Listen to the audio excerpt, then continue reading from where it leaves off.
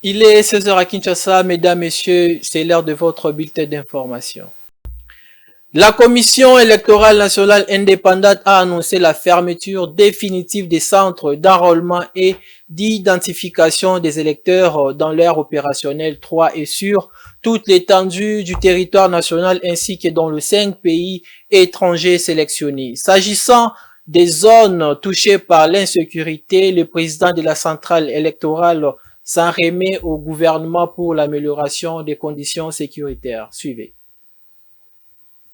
La Commission électorale nationale indépendante CENI annonce la fermeture définitive de centres d'inscription des électeurs dans les 7 provinces de l'ère opérationnelle 3, qui marque ainsi la clôture définitive des opérations d'identification et d'enrôlement des électeurs sur toute l'étendue du territoire national, ainsi que dans les 5 pays sélectionnés pour la phase pilote, à savoir les États-Unis d'Amérique, Canada, la France, la Belgique et l'Afrique du Sud. L'institution organisatrice des élections en République démocratique du Congo exprime sa reconnaissance au gouvernement de la République, aux partenaires tant nationaux qu'internationaux pour leur accompagnement durant le processus d'identification et d'enrôlement des électeurs. S'agissant du territoire de Kwamouth dans la province du Maïndombe, de Massissi, Niragongo, une partie et Rutshuru dans la province du Nord Kivu, ainsi qu'une partie de la commune de Maluku dans la ville de Kinshasa, l'organisation des opérations d'identification et d'enrôlement des électeurs est tributaire de l'amélioration des conditions sécuritaires, tout en déplorant à nouveau des incidents malheureux décriés durant les opérations d'identification et d'enrôlement des électeurs dans quelques centres d'inscription. La Commission électorale nationale indépendante remercie vivement les Congolaises et Congolais pour leur participation massive à ces opérations lancées le 24 décembre 2022. Les statistiques au 17 avril 2023 se présentent comme suit. Le 22 227 centres d'inscription prévus ont pu enregistrer 46 857 697 personnes au 17 avril 2023, soit 95,09% répartis en 23 696 424 femmes, soit 50,57%, 23 161 273 hommes, soit 49,43% sur le 49 273 109 attendus. Et la France, au nombre de pays concernés par cette phase pilote, arrive en tête avec 5 787 enrôlés, soit 3 474 hommes et 2 310 femmes, a révélé Denis Kadima lors de sa rencontre avec les diplomates accrédités en RDC. Le vice-premier ministre en charge de la fonction publique, Jean-Pierre Liaou, a, dans une communication faite ce mardi 25 avril 2023, annoncé la suspension de 2 secrétaires généraux pour avoir commis une faute grave, celle d'affecter de nouvelles unités en violation de la loi et des règles régissant l'accès à l'emploi public. Il s'agit du secrétaire général à la décentralisation et celui des relations avec le Parlement. Suivez le vice-premier ministre Jean-Pierre Liaou.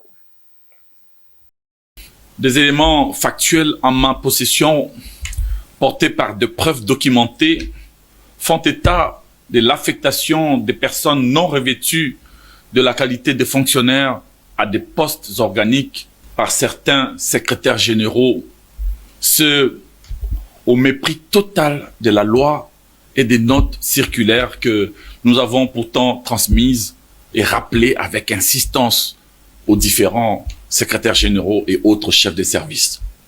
Si les responsables eux-mêmes ne prêchent pas par l'exemple. Voilà pourquoi, en vertu des pouvoirs qui me sont conférés par la loi et conformément aux attributions qui sont les miennes, j'ai pris la décision d'ouvrir des actions disciplinaires à charge de hauts fonctionnaires qui se sont rendus coupables de cette forfaiture. Il s'agit notamment du secrétaire général à la décentralisation et celui aux relations avec les parlements. Ils sont immédiatement suspendus de leurs fonctions à dater de ce jour pour avoir affecté des nouvelles unités en violation totale de la loi et des règles régissant l'accès à l'emploi public en ayant même essayé désespérément d'antidater certaines de leurs forfaitures pour échapper à la rigueur de la loi. Cette action disciplinaire, d'ores et déjà ouverte, leur sera notifiée dans le respect des procédures ainsi que des délais légaux et réglementaires. Ils auront donc l'occasion de fournir leurs moyens de défense et pourront, les cas échéants, être entendus par les conseils de discipline avant qu'une option définitive ne soit levée sur leur sort. Quelques tronçons du quartier Matongé dans la commune de Kalamou sont actuellement en pleine réhabilitation. C'est le cas des avenues Pozo et Oshwe, impraticables depuis plusieurs mois. Une satisfaction totale pour la population de ces coins de la capitale qui attendait avec impatience les débuts des travaux. Bien qu'en pleine période pluvieuse, la société de construction en charge de ces travaux fait de son mieux pour rouvrir ces tronçons dans un bref délai. Rantalouye la signe ses reportages.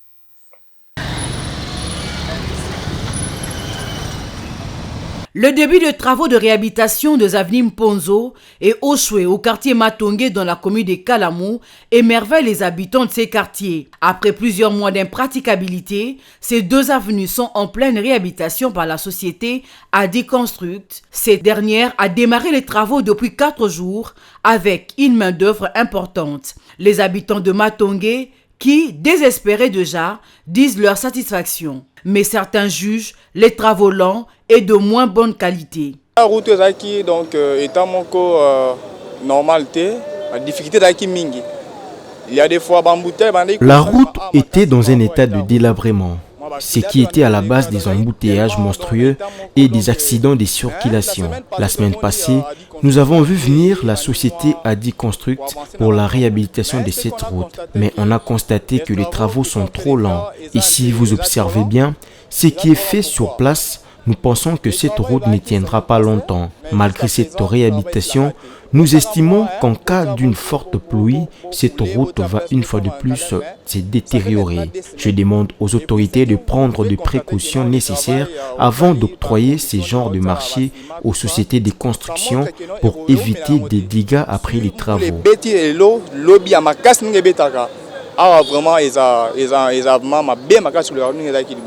Sur l'avenue Oshwe, qui était dans un état de délabrement très avancé, la population loue beaucoup plus l'initiative du gouvernement provincial.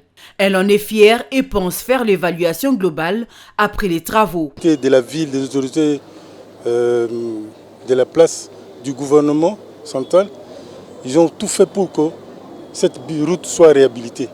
Et nous pouvons être fiers de ça et féliciter les chefs de l'État pour tout ce qu'il est en train de faire. La qualité des travaux, puisque nous sommes au début, mais vu tout ce qui vient d'être fait, nous pouvons être fiers de ça, puisque ce sont les impressions que nous donnons actuellement. Mais quand les travaux seront finis, nous allons peut-être émettre aussi certains avis. Mais pour le moment, nous sommes fiers. Maître d'ouvrage, la société Adi Construct a donné quelques orientations sur les travaux en cours. Shadrach Eliko, ingénieur technicien à Adi Construct, revient sur ce qui est déjà fait et aussi sur ce qui reste à faire pour mettre les deux avenues à la disposition de la population.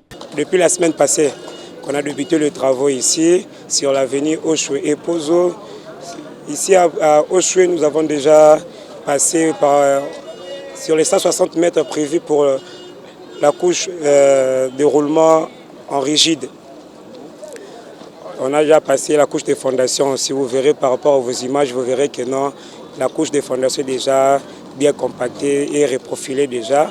On est maintenant à l'étape de réparation bordure et pose bordure et réparation de dalles couverture que vous venez. On avait déjà fait le curage de part et d'autre sur les chantiers. On continue toujours à faire le curage. Si vous voyez de l'autre côté, on continue de faire le curage. Vu les intempéries, tout qu'on sort, je pense qu'avec tous les moyens que le gouvernement nous a remis, dans un bref délai, nous allons déjà libérer le boucle de Matongé. Selon Adi Construct, les deux avenues en réhabilitation seront bientôt mises à la disposition de la population, le temps de faire quelques finissages. La population salue les efforts du gouvernement central et l'invite à faire un suivi pour que ce travaux s'efface dans les normes.